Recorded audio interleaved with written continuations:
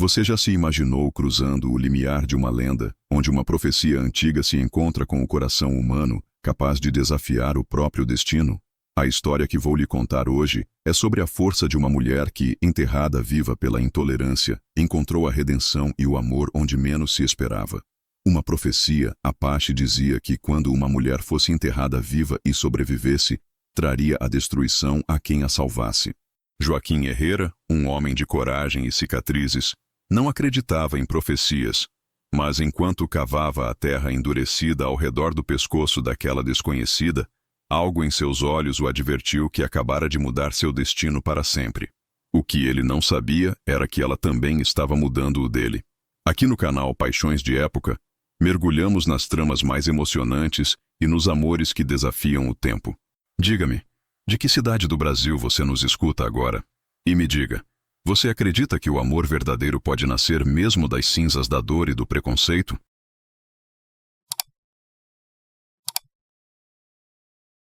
As moscas já haviam começado seu trabalho quando Joaquim desmontou do cavalo saíno e caminhou em direção ao montículo de terra batida. Só se via uma cabeça, cabelo negro como asa de corvo ondulando com o vento do deserto, pele queimada pelo sol implacável de Chihuahua. Os lábios rachados moviam-se num murmúrio que parecia reza ou maldição. Joaquim agachou-se, tirando o chapéu de palha com respeito instintivo. "Ainda respiras, moça?" Sua voz saiu rouca como sempre, desde que a fumaça do incêndio lhe queimou a garganta 3 anos atrás. Os olhos se abriram devagar, negros como poços de petróleo, brilhantes de febre, mas vivos, terrivelmente vivos. A mulher o olhou sem medo, apenas com uma curiosidade estranha, como se a morte fosse menos interessante que este homem mexicano que havia aparecido do nada.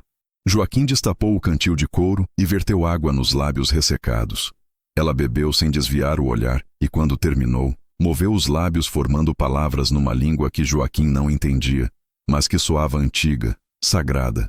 "Apache", murmurou ele, não como pergunta, mas como reconhecimento.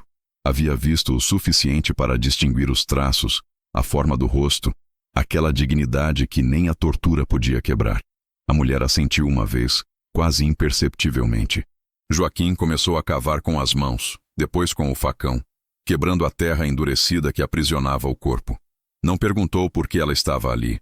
Não perguntou quem a havia castigado assim. No deserto de Chihuahua, em plena revolução, as razões para o sofrimento sobravam e as explicações não salvavam vidas. Aquele era um tempo de brutalidade e sobrevivência, onde a lei era escrita pela força e a compaixão era um luxo raro. O sol a pino castigava a pele e o suor escorria pelo rosto de Joaquim, misturando-se à poeira. Ele sentia a urgência em cada músculo, o tempo correndo contra a vida frágil que ele tentava resgatar. A terra, compactada e seca, cedia lentamente ao esforço, revelando mais do corpo enterrado. A mulher estava em uma posição de sofrimento, mas sua quietude era perturbadora, como se tivesse aceitado seu destino. Quando finalmente conseguiu libertá-la, o corpo desabou como um saco de ossos. Joaquim a carregou até seu cavalo, notando o quão leve estava o corpo, como se o deserto já tivesse levado metade de sua substância. A montou à sua frente, sentindo como ela tremia contra seu peito, e cavalgou em direção ao acampamento provisório que havia estabelecido em um cânion protegido a 2 léguas da rota da ferrovia, que planejavam atacar ao amanhecer. O acampamento fervilhava com os preparativos do assalto quando Joaquim chegou com sua carga inesperada. 20 homens curtidos pela guerra se detiveram para olhá-lo. Alguns com curiosidade, outros com desconfiança aberta. A coronela Esperança, que estava limpando seu Winchester junto ao fogo, pôs-se de pé com um movimento fluido que falava de anos comandando soldadas. Seus olhos verdes, belos, mas duros como jade, cravaram-se na mulher Apache que Joaquim descia do cavalo. "Que diabos trazes aí, Joaquim?"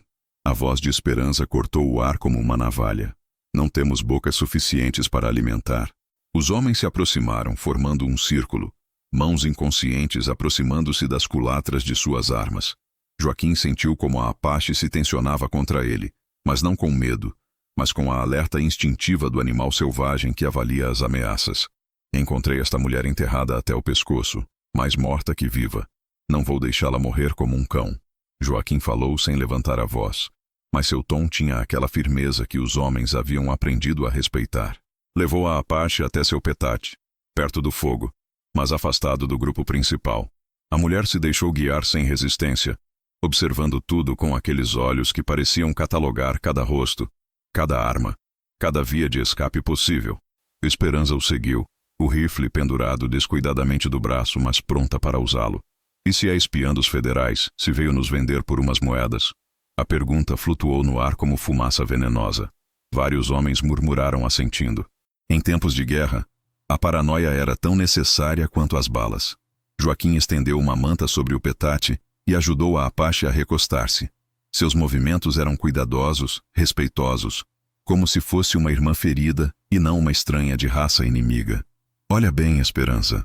Esta mulher foi torturada por sua própria gente. Os federais não precisam enterrar espiões vivos para nos mandar mensagens. A Apache levantou uma mão trêmula e apontou para o oeste, para as montanhas onde as tribos Chiricahua mantinham seus últimos refúgios. Depois tocou o peito e negou com a cabeça, um gesto universal que não precisava de tradução. Já não pertencia àquele lugar. Esperança estreitou os olhos, estudando o rosto devastado, as marcas de sofrimento que não se podiam fingir. Que fique esta noite, concedeu finalmente. Mas ao amanhecer, depois do assalto, ela vai. Não podemos carregar com bocas inúteis. Ela se afastou com passos duros, e os homens se dispersaram, voltando às suas tarefas com a atenção ainda flutuando no ambiente como poeira depois de uma tempestade. Joaquim preparou café de panela em uma lata amassada, adicionando canela e rapadura como havia ensinado sua Helena, que em paz descanse. O aroma doce e especiado pareceu relaxar a Apache, que o observava com uma mistura de gratidão e curiosidade. Quando lhe ofereceu a lata tépida, ela a tomou com ambas as mãos e bebeu devagar, saboreando cada gole como se fosse o primeiro líquido decente que provava em semanas. Como te chamas? Perguntou Joaquim em espanhol lento, gesticulando para ela. A mulher o olhou sem entender, mas captou a intenção. Tocou o peito e pronunciou algo que soou como Ana, com uma musicalidade que o espanhol nunca teria. Joaquim repetiu o nome e ela sorriu pela primeira vez, um sorriso pequeno, mas real, que transformou completamente seu rosto. À medida que a noite avançava, outros habitantes do acampamento se aproximaram com curiosidade crescente. Rosita, uma menina de 8 anos com olhos demasiado velhos para sua idade, sentou-se perto do fogo carregando uma boneca de trapo. Seu irmão Pedrito, de 6 anos, a seguiu como sempre fazia, chupando o polegar e observando a mulher estranha com fascinação infantil. As crianças eram órfãs de Torreón, onde os federais haviam fuzilado seus pais por apoiar os rebeldes. O crime havia sido dar água a um vilista ferido. Desde então, vagavam com a tropa, sobrevivendo com as sobras de comida e a caridade irregular de soldados que tinham suas próprias tragédias para carregar. Ana os olhou com interesse especial, e Joaquim viu algo que se acendia em seus olhos, uma faísca maternal que havia estado oculta sob o dolor. A Apache estendeu a mão para Rosita com o gesto universal de quem quer tocar sem assustar. A menina hesitou, depois se aproximou até que a Ana pôde acariciar seu cabelo emaranhado. Hermosa, disse a Ana em espanhol quebrado, a primeira palavra mexicana que pronunciava. Seu sotaque era estranho, musical, mas a intenção era clara. Rosita corou e sorriu, e pela primeira vez em meses pareceu uma menina normal em vez de um pequeno soldado. Pedrito se aproximou também, intrigado pela atenção que recebia sua irmã. A Ana o examinou com olhos conhecedores, depois tirou algo de entre as dobras de seu vestido rasgado, uma pequena pedra polida, verde como água profunda. Ofereceu-a à criança, que a tomou com reverência instintiva. Proteção, tentou dizer em espanhol, gesticulando para se fazer entender. Depois pôs as mãos sobre o coração e depois sobre a testa da criança como uma bênção. Pedrito assentiu solenemente, como se entendesse que acabara de receber algo sagrado. Joaquim observava a cena com uma sensação estranha no peito. Fazia 3 anos que não via ninguém interagir com crianças daquela maneira, com aquela ternura natural que não se podia ensinar nem fingir. Helena havia sido assim com seus gêmeos, carinhosa, mas forte, protetora, mas sem superproteger. A ferida em seu coração, que acreditava cicatrizada, pulsou com dor fresca. O ataque ferroviário do amanhecer foi um sucesso rotineiro. Os vilistas destruíram um trecho de via com dinamite, assaltaram o trem de suprimentos federais e desapareceram no deserto antes que chegassem os reforços. Joaquim regressou ao acampamento com um alígio de rifles, Mausers e munições, mas sua mente estava em outra parte. Durante toda a operação, havia pensado em Ana, perguntando-se se ela ainda estaria ali quando ele voltasse. A encontrou sentada junto ao fogo apagado, trançando o cabelo de Rosita com uma habilidade que falava de anos de prática. A menina parecia hipnotizada pelos dedos ágeis que convertiam sua cabeleira rebelde em uma trança perfeita decorada com pequenas contas coloridas que Ana havia tirado de algum bolso secreto de sua roupa. Pedrito estava perto tentando imitar os movimentos da Apache, que parecia ser uma armadilha em miniatura. A Ana o observava com paciência, corrigindo sua técnica com gestos suaves, ensinando-lhe sem palavras as sutilezas da caça Apache. Ainda está aqui, observou Esperança, aparecendo junto a Joaquim com o senho franzido. Disse-lhe para ir embora depois do ataque. Sua voz tinha um tom de irritação, mas Joaquim detectou algo mais. Uma curiosidade relutante, como se a Apache tivesse feito algo inesperado. O que aconteceu? Perguntou Joaquim, desmontando e entregando as rédeas a um dos rapazes que cuidavam dos cavalos.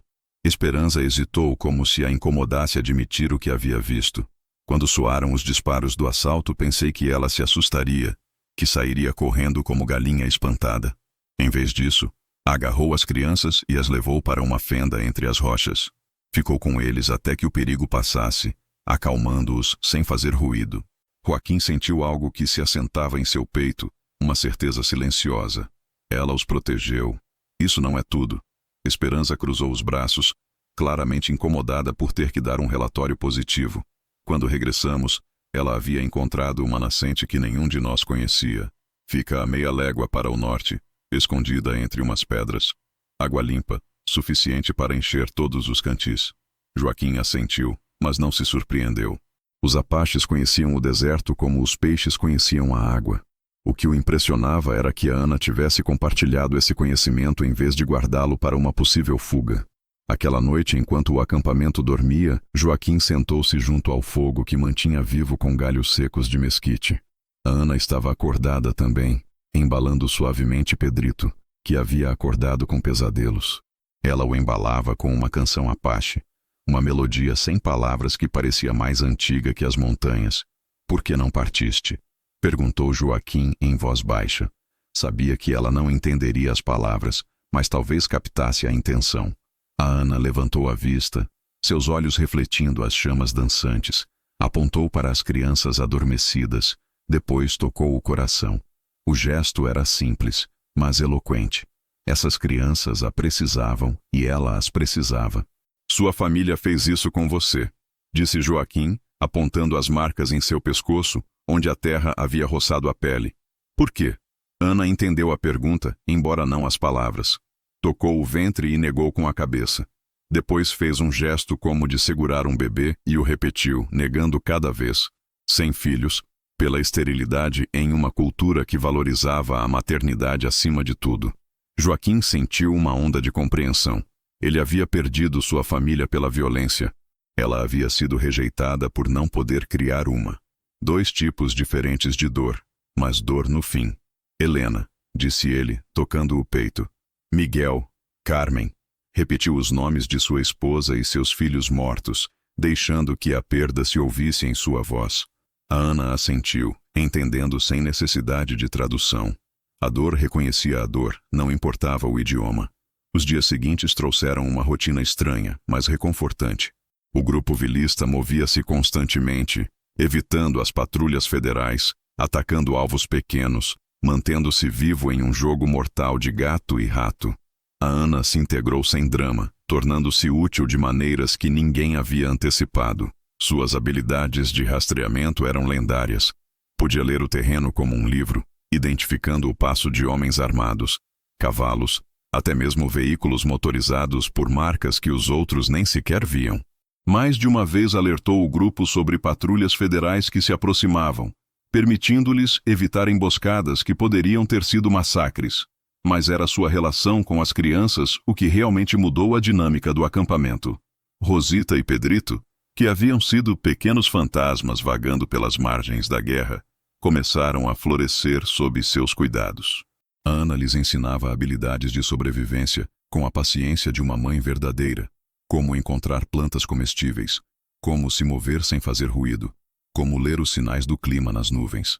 A comunicação entre a Ana e Joaquim evoluiu gradualmente de gestos básicos para uma mistura de sinais apache, espanhol fragmentado e aquela compreensão silenciosa que às vezes surge entre duas pessoas que sofreram profundamente. Joaquim começou a ensinar-lhe palavras em espanhol, e ela as repetia com aquela atenção feroz de quem sabe que a linguagem pode ser a diferença entre a vida e a morte. Água, ele ensinou segurando o cantil. Água, repetiu ela, provando o som em sua língua. Perigo, dizia ele, gesticulando para o horizonte. Perigo, respondia ela. Mas depois lhe ensinava o sinal apache para o mesmo, um punho fechado movendo-se rapidamente de um lado para o outro. Era Esperança quem mais lutava contra a integração de Ana. Sua hostilidade inicial havia evoluído para uma tolerância relutante, mas continuava buscando razões para desconfiar. Uma tarde, enquanto acampavam em um vale protegido perto de grandes casas, a tensão finalmente explodiu. "Olha isto", disse Esperança, jogando um punhado de balas no fogo, onde vários homens estavam sentados.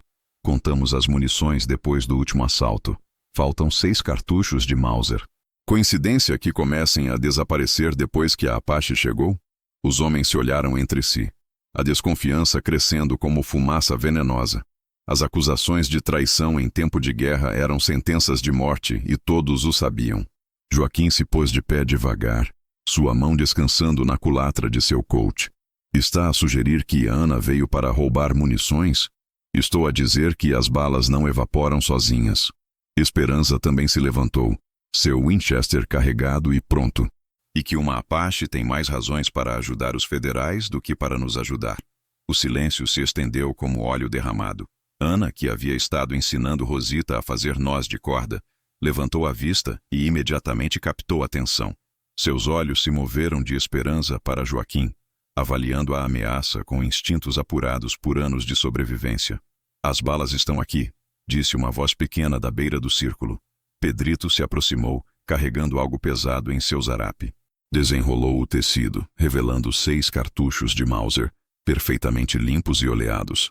"A Ana me ensinou a limpá-las. Diz que as balas sujas não matam bem os inimigos." A criança olhou para os adultos com aquela seriedade que só as crianças de guerra desenvolvem. Ela as levou ao riacho para lavá-las com areia fina.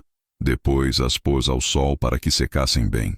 Diz que um guerreiro cuida de suas armas como de sua vida. Esperança ficou de boca aberta, claramente desarmada pela explicação inocente. Alguns dos homens riram entre dentes, aliviando a tensão como água fria sobre fogo quente. A Ana se aproximou de Esperança com passos lentos, sem gestos ameaçadores. Quando esteve em frente a ela, tirou algo do pescoço.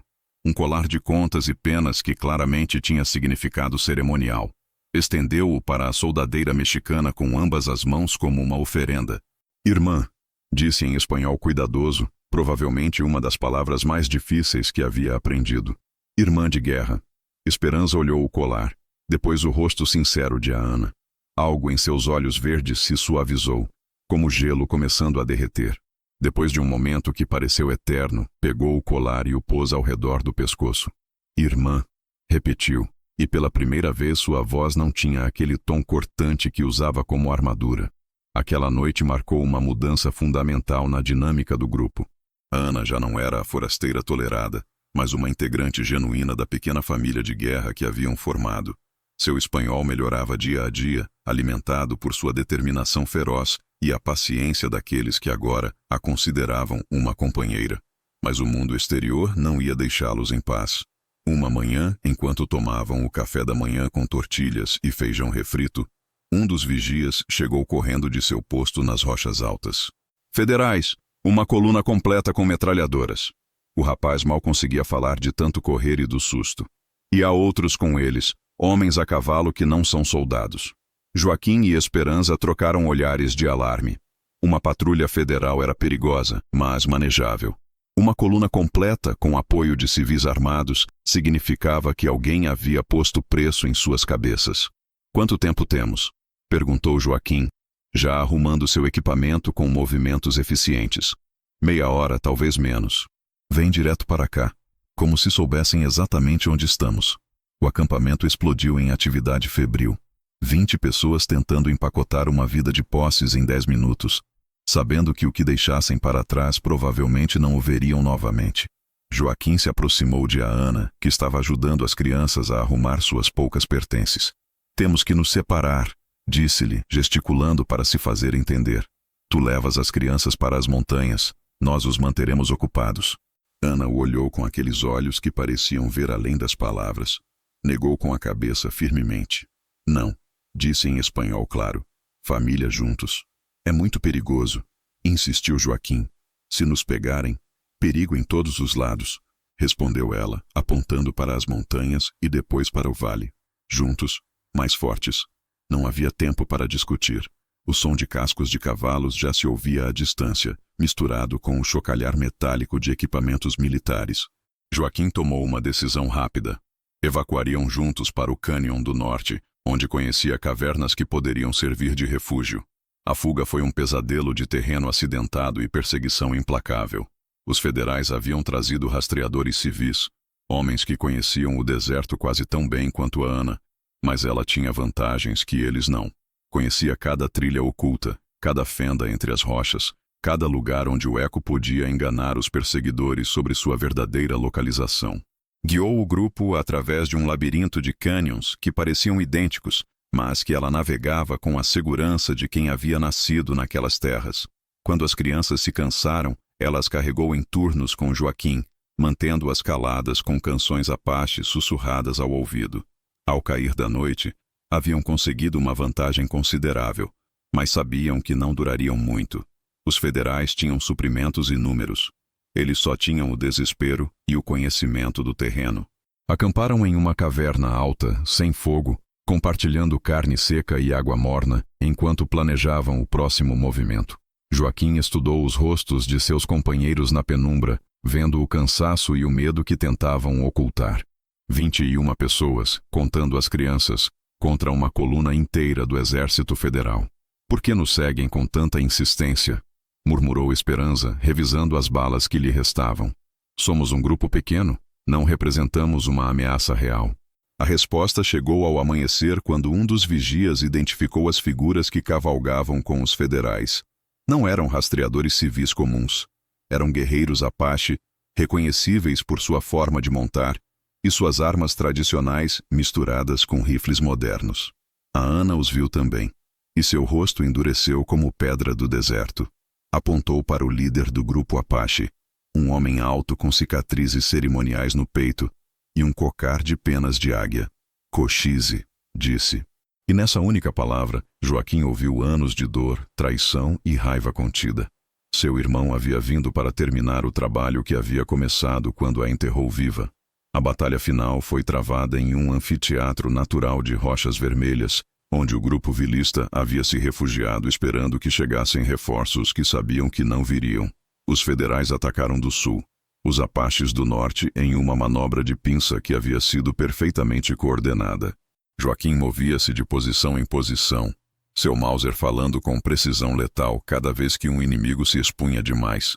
Esperança comandava o flanco leste com seu Winchester, gritando ordens entre o assobio das balas. Os demais homens lutavam com o desespero de quem sabe que não há retirada possível, mas era a Ana quem mantinha o grupo unido. Movia-se entre as posições como uma sombra, levando munições, água, palavras de alento.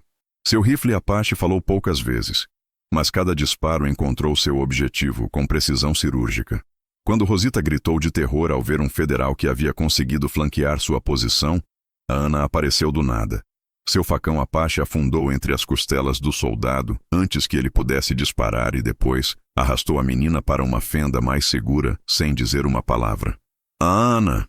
O grito de Cochise cortou o ar acima do ruído da batalha.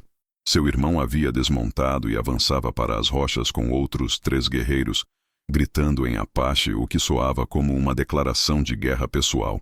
Ana se endireitou de onde havia estado agachada, seu rosto transformado por uma fúria fria que Joaquim nunca havia visto.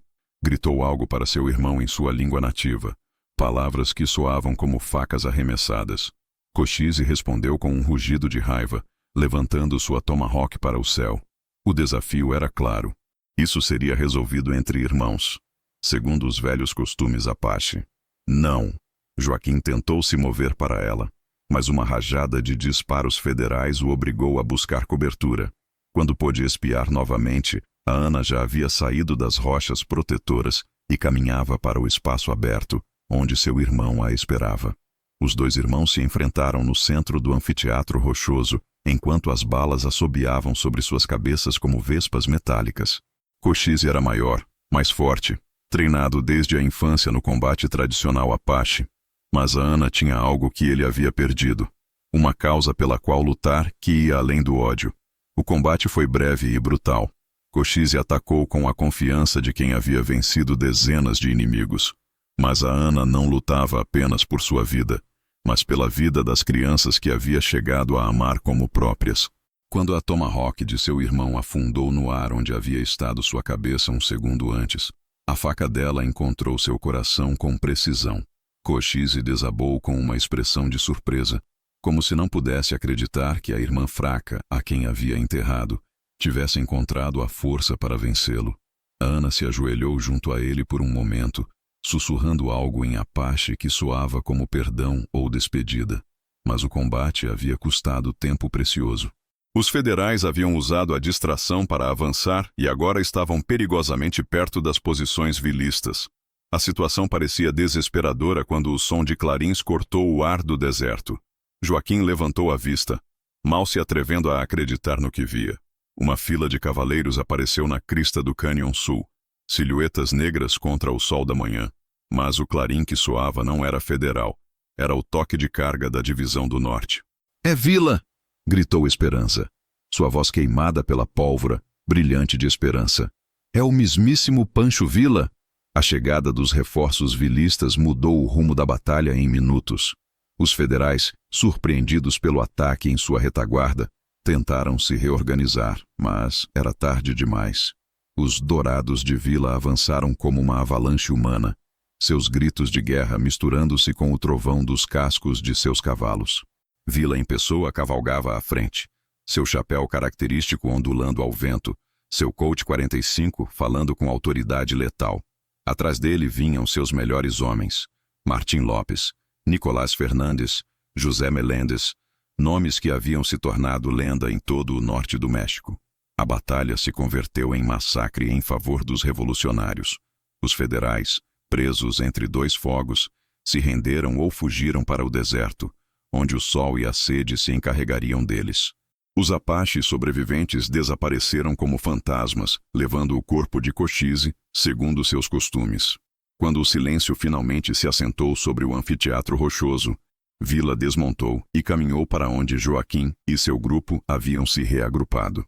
Seus olhos, lendários por sua capacidade de avaliar homens num relance, pararam em Ana, que estava ajoelhada junto a Rosita, revisando uma ferida menor no braço da menina. "Quem é a Apache?" perguntou Villa, sua voz carregando aquela autoridade natural que havia transformado um bandido em general de divisão. "Chama-se a Ana", respondeu Joaquim, pondo-se firme por instinto. "Salvou-nos a vida mais de uma vez, meu general. É tão revolucionária quanto qualquer um de nós." Villa se aproximou de Ana, que levantou a vista sem se intimidar. Os dois se estudaram mutuamente. O líder revolucionário mais famoso do México e a mulher Apache, que havia encontrado uma nova família em meio à guerra. "Falaste espanhol?" perguntou Villa. "Sim, general", respondeu a Ana com sotaque, mas clareza crescente. "Falo para meus filhos." Villa sorriu, uma expressão que transformou completamente seu rosto curtido por anos de guerra. "Seus filhos?" Ele olhou para Rosita e Pedrito, que haviam se aproximado de Ana buscando proteção instintiva. "Não são meus por sangue", explicou a Ana buscando as palavras em espanhol, "mas são meus por coração." Pôs uma mão protetora sobre a cabeça de cada criança. "Revolução nos fez família." Villa assentiu lentamente, entendendo algo profundo naquelas palavras simples. Virou-se para Joaquim. "Como esta mulher chegou contigo?" Joaquim relatou brevemente a história, o resgate, a integração gradual, as habilidades de sobrevivência que haviam salvado o grupo múltiplas vezes, a batalha final contra seu próprio irmão. Vila escutou sem interromper, seus olhos movendo-se ocasionalmente para a Ana como se reavaliasse cada detalhe. Quando Joaquim terminou, Vila dirigiu-se diretamente a Ana. Por que lutaste contra teu próprio sangue? A pergunta flutuou no ar quente do deserto. Ana olhou para onde havia caído Cochise, depois para as crianças que se agarravam ao seu vestido rasgado, finalmente para Joaquim, cuja vida havia salvado, arriscando a própria. Meu irmão me enterrou por não ter filhos, disse lentamente, cada palavra carregada de dor antiga, mas superada. Mas aqui encontrei filhos que me precisam. Encontrei família que me aceita. Apontou para o grupo de vilistas. Meu sangue Apache me rejeitou. Meu sangue revolucionário me acolheu. Vila permaneceu em silêncio por um momento, mastigando um palito de mesquite enquanto processava as palavras. Depois se aproximou mais de Ana, o suficiente para que só ela pudesse ouvi-lo. Esta Apache tem mais coragem que muitos dos meus homens, disse em voz alta o suficiente para que todos ouvissem. Quem luta pela justiça, seja Apache ou mexicano, é meu irmão. Irmã, acrescentou com uma leve inclinação de cabeça para a Ana. Virou-se para Joaquim. Seu grupo se une oficialmente à Divisão do Norte. Precisamos de homens como vocês e, especialmente, precisamos de mulheres como ela. Apontou para a Ana. Os federais estão trazendo rastreadores índios para nos perseguir. Precisamos de nossos próprios rastreadores para nos mantermos vivos.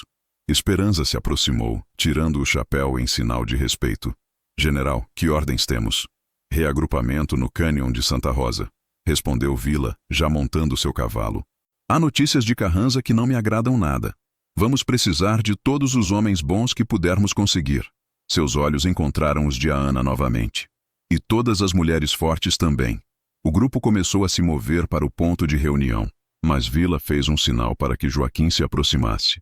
Quando estavam suficientemente longe dos outros, o general baixou a voz. Essa mulher vale 10 soldados normais, disse sem rodeios, mas também é uma arma de 2 gumes. Os federais vão querer usá-la como exemplo. A Apache que traiu sua raça para se unir aos revolucionários. Cuide bem dela porque virão atrás dela. Joaquim assentiu, entendendo a advertência. E as crianças? As crianças vão contigo para onde fores, respondeu Vila. Nesta guerra, a família é a única coisa que mantém um homem ou uma mulher sãos. Acrescentou, observando como a Ana caminhava com Rosita e Pedrito, um de cada lado, como uma mãe loba protegendo seus filhotes. A viagem para o cânion de Santa Rosa levou 3 dias de cavalgada árdua através do terreno mais hostil do deserto de Chihuahua.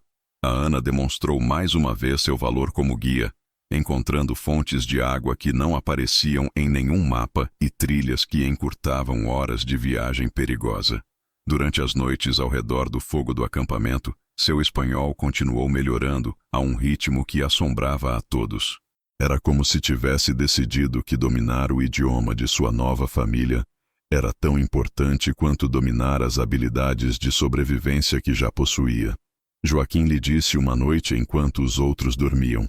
Por que me salvaste? A pergunta o pegou de surpresa. Haviam feito essa pergunta mutuamente antes, mas nunca com palavras tão diretas. Joaquim contemplou as brasas do fogo buscando uma resposta que fosse honesta, mas não demasiado reveladora. Porque reconheci a dor, disse finalmente. Quando te vi enterrada ali, vi alguém que havia perdido tudo como eu, e pensei, talvez podemos ajudar-nos mutuamente a encontrar algo novo. A Ana assentiu lentamente.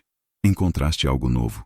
Joaquim a olhou, vendo como a luz do fogo criava sombras dançantes em seu rosto.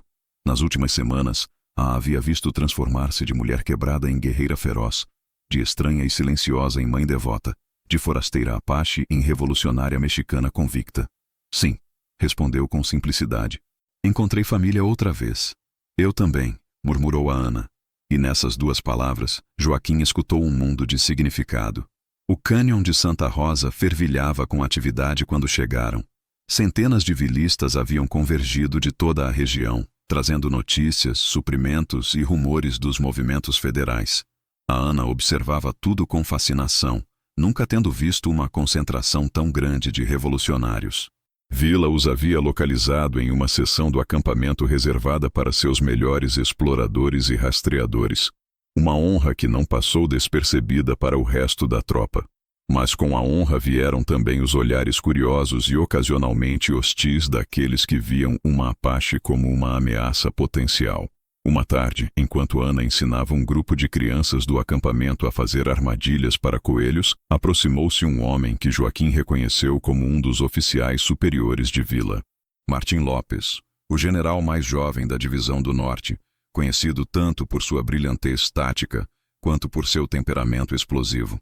"É verdade que temos uma Apache rastreando para nós?" perguntou Lopes, sem rodeios, estudando a Ana com olhos avaliadores. "É verdade", respondeu Joaquim, mantendo-se neutro. Lopes tinha a reputação de ser justo, mas exigente, e sua opinião podia afetar significativamente a posição de Ana na divisão. "Os federais estão usando rastreadores comanches contra nós em Sonora", continuou Lopes. "Precisamos saber o quão boa ela é realmente." Ele se dirigiu diretamente a Ana. "Pode seguir um rastro de 3 dias em terreno rochoso?" "Posso seguir rastro de 1 semana em qualquer terreno", respondeu a Ana sem jactância, simplesmente declarando um fato. Lopes sorriu ceticamente. "Amanhã, ao amanhecer, há uma patrulha federal que perdemos perto do Rio Conchos. Encontra-os." O desafio era claro, e o fracasso significaria não apenas humilhação pessoal, mas possivelmente a expulsão do acampamento. A Ana assentiu com calma. "Quantos homens posso levar?" "Nenhum", respondeu Lopes. "Isto é uma prova das tuas habilidades, não das de outros." Joaquim sentiu uma objeção formar-se em sua garganta, mas a Ana lhe pôs uma mão no braço. "Está bem", disse em voz baixa. "Preciso provar meu valor."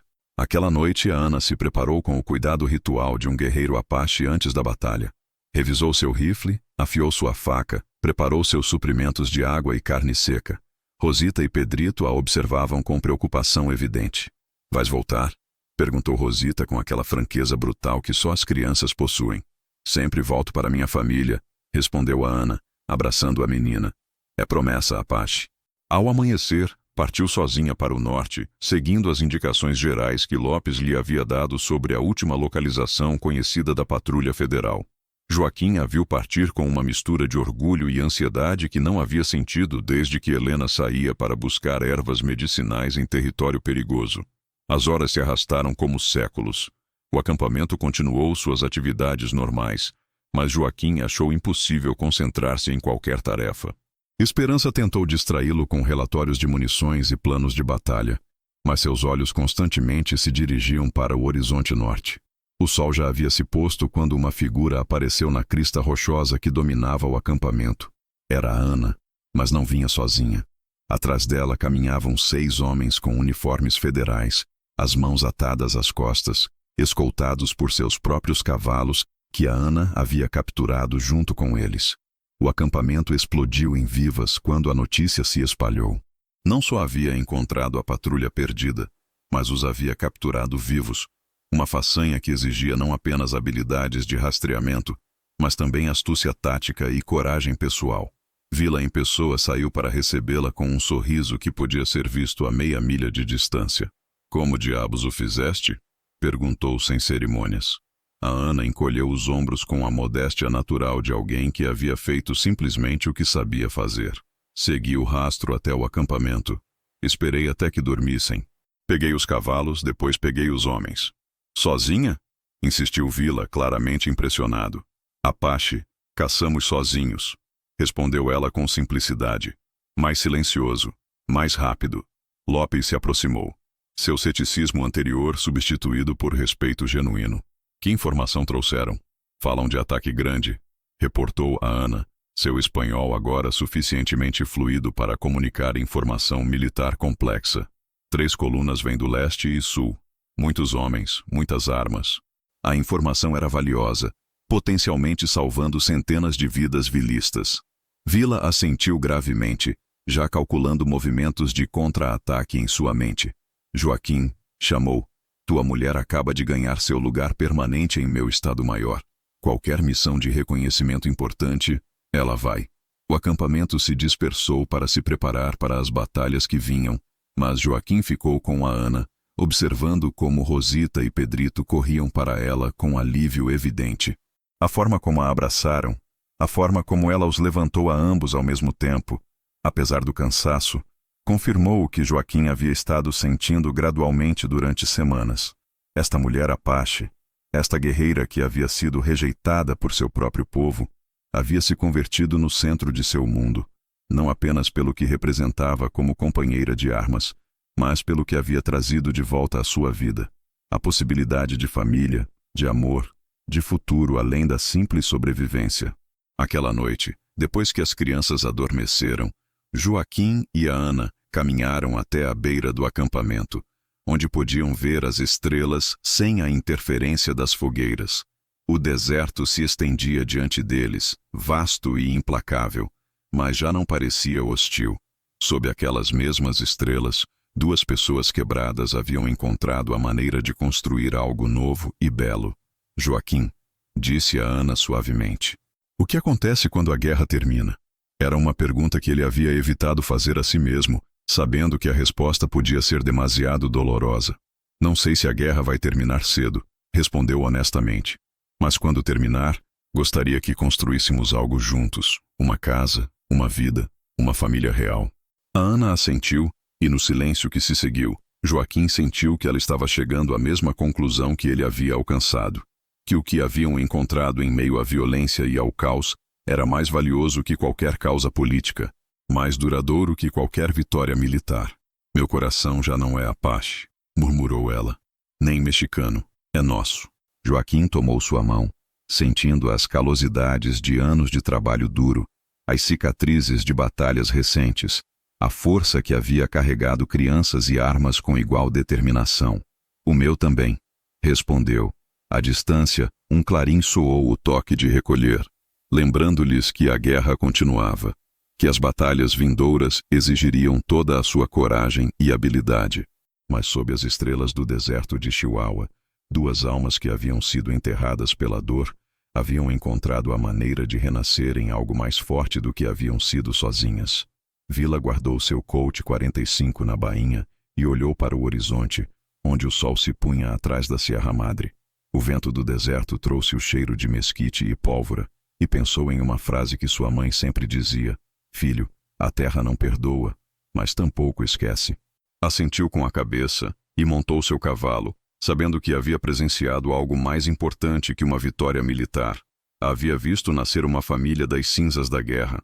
Se esta história de coragem e renascimento tocou seu coração, companheiro, então você sabe que há mais relatos como este esperando por você. Clique na história que está aparecendo agora mesmo em sua tela.